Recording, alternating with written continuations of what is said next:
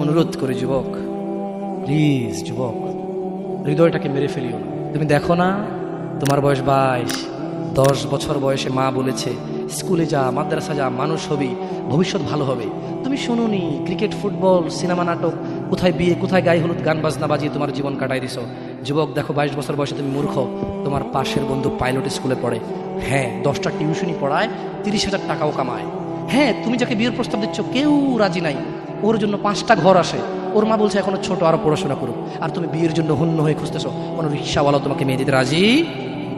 তুমি দেখো 10 বছর 15 বছর বয়সে যদি মায়ের ওই কথা মেনে নিতা, তাহলে তুমি আজকে উপকৃত থাকতা। আমি জামশেদ মজুমদার 27 বছর বয়সে এসে তোমাকে বলছি তুমি গান বাজনা ছেড়ে দাও। ইনশাআল্লাহ 60 বছর পরে মারা গেলে, 30 বছর পরে মারা গেলে, 70 বছর পরে মারা গেলে ওই উপকৃত হবা। আর তা না হলে এই গান বাজনার সাথে তুমি তোমাকে ধ্বংস করে দিচ্ছ। যেদিন নিঃশ্বাস বন্ধ হয়ে যাবে সেদিন হলেও বুঝবা।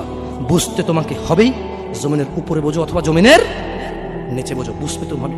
শোনো, আল্লাহ কোনো কিছু বলেছে আর তুমি বুঝবা না, আহা হা, পার পাওয়া যাবে না। তবে তোমাকে বলি, যা করেছো করেছো, যা গান বাজনা শুনেছো শুনেছো, এবার আল্লাহকে ভয় করে সব ছেড়ে ইস্তেগফার করো, বলো আল্লাহ আমাকে ক্ষমা করেন, আমার এই 2 কানে গলিত সীসা ঢালিয়েন না ইয়া আল্লাহ। ছিলাম কিন্তু আমি উপলব্ধি করতে পারিনি, ইয়া আল্লাহ আজকে আমি উপলব্ধি করছি, আল্লাহ আমি আর কখনো বাদ্যযন্ত্র দিয়ে নিজেকে আনন্দিত করব না।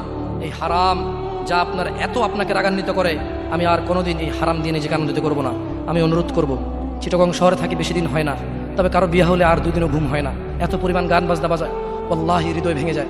আল্লাহর কসম, কি দিয়ে বুঝায় আপনাকে? মন চায় মারামারি করি, মন চায় গালাগালি করি, মন চায় ঝগড়া করি, মন